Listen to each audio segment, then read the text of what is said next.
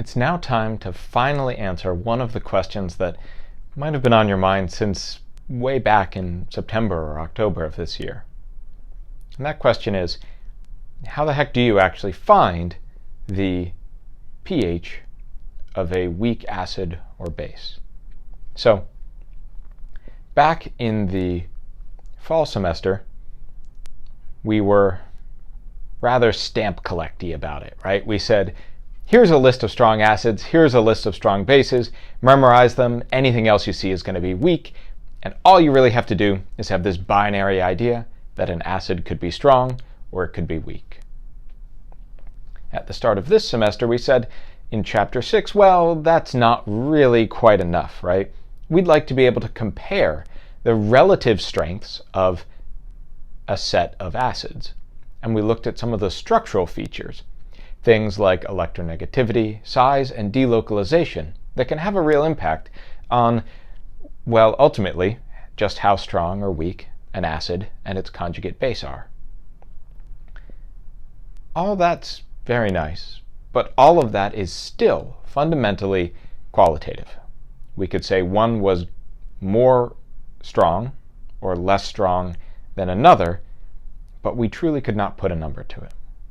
Right now, we're going to look at how to apply the equilibrium constant concept that you just learned to getting a little bit more quantitative with weak acids and weak bases. Now, to do that, I want to remind you of something that you might have seen back in Chem 103, and at the time you might not have even paid it any mind. And that is this expression. Kw equals 10 to the negative 14. Now, you might or might not have seen that, depending on who you had general chemistry with, and you might have seen that it was equal to the concentration of H plus times the concentration of OH minus, there we go, in neutral water. This is where we get our neutral pH from. Looking at it now that we've introduced equilibrium constants, you might be looking at that and saying to yourself, that looks an awful lot like an equilibrium expression. In particular, it looks like an equilibrium expression for the autoionization of water.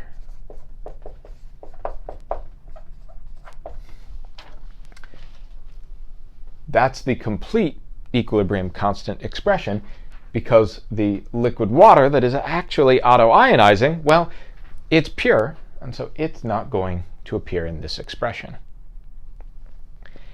And thinking back to what equilibrium constant expressions actually mean, that should maybe be a little bit comforting to you. In a sense, what we're saying here is it doesn't matter how much water you have, the concentration of H plus, and thus the pH of neutral water, is always going to be the same. Hopefully that feels pretty intuitive. If I have 2 glasses of water and I pour them together, if they were both neutral before, it would be really weird if the pH changed when I poured them together.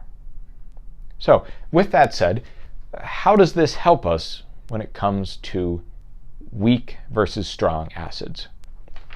Well, let's think back to how we might approach a strong acid.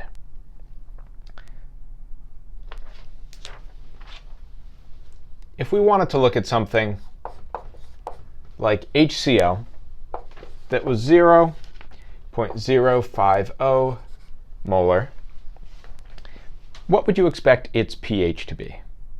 This is a great time to go back and look up that pH equation and make sure that you feel comfortable calculating pHs. We're going to be doing it a lot in the next couple days. So, in the case of something like HCl, we would expect that it should react completely to form H plus and Cl minus in solution. That means that the concentration of H plus should be equal to the concentration of HCl that we started with. Thus, the pH will be the negative log base 10 of 0.050. If you ever try to take a log of something with units, by the way, it won't work, which is effectively confirming that we've always been doing this dividing by standard states. What you saw in the last video about equilibrium, it turns out is something that you've been using since way back in September. So take a moment, make sure that you are comfortable calculating that, and then we'll take a look at what the answer is. Okay, so my notes suggest that this should be pH 1.30. A quick note on significant figures.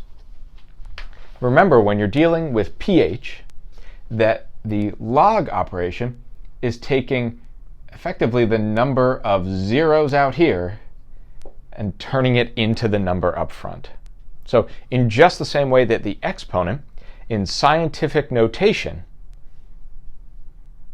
doesn't count as a significant figure, in just the same way here, the number out front does not count as a significant figure. So we had two significant figures in our concentration and two significant figures in our pH. This is a pretty common mistake people make when it comes to pH. Okay, that's wonderful, delightful. HCl's nice, but you guys have been able to do this since September. Let's take a look at an example that we've used a lot when discussing weak acids, but that you've likely never had a chance before now to think about in terms of pH. If we were to look at some acetic acid by comparison,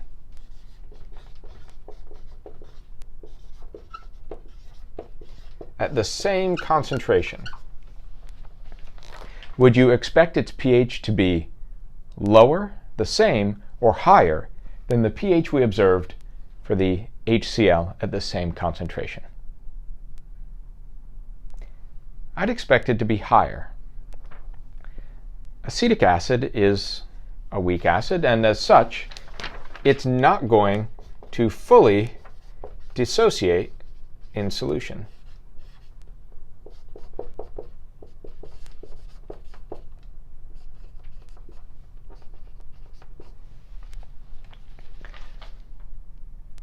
So let's imagine for a moment that we had a beaker of acetic acid.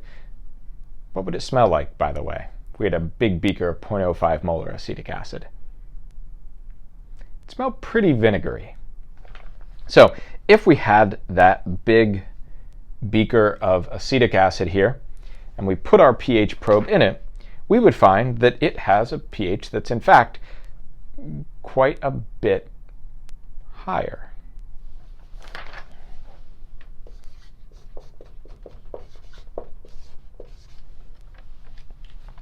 Now, we could plug this back into this equation to determine the concentration of H+. And in this case, that would give us 9.6 times 10 to the negative 4 molar. And again, we had two significant figures in this pH, so we have two significant figures in the concentration we find. Wow.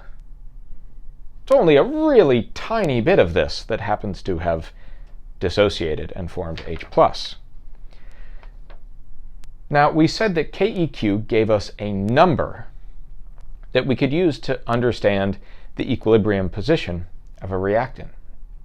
Let's apply this to acetic acid to see if we can find a way to describe just how weak or strong acetic acid is. So to do that, we're going to need to use a really valuable tool called an ICE table. Depending on who you had for general chemistry, you may have used ICE tables to do things like solve limiting and excess problems in the past. Either way, it really pays to practice with ICE tables. They are an invaluable tool for solving these types of problems. So we need an ICE table and we need an equilibrium constant expression. Take a moment and think about what the equilibrium constant expression would be for this reaction write that down in your notes, and then we'll go on to the ice table. All right. Our KEQ for this reaction should have our products divided by our reactants. So, in principle, we should be good to go to calculate a KEQ here, right? We know H+, we know our acetic acid concentration. Hold on. We're not quite there yet. We don't seem to know our acetate concentration, right? We haven't measured that. And aren't we reacting away some of our acetic acid in order to make H+ and acetate? Trying to think through this without writing anything down could be really complicated. So we need a place to keep our thoughts on exactly what we do and don't know straight.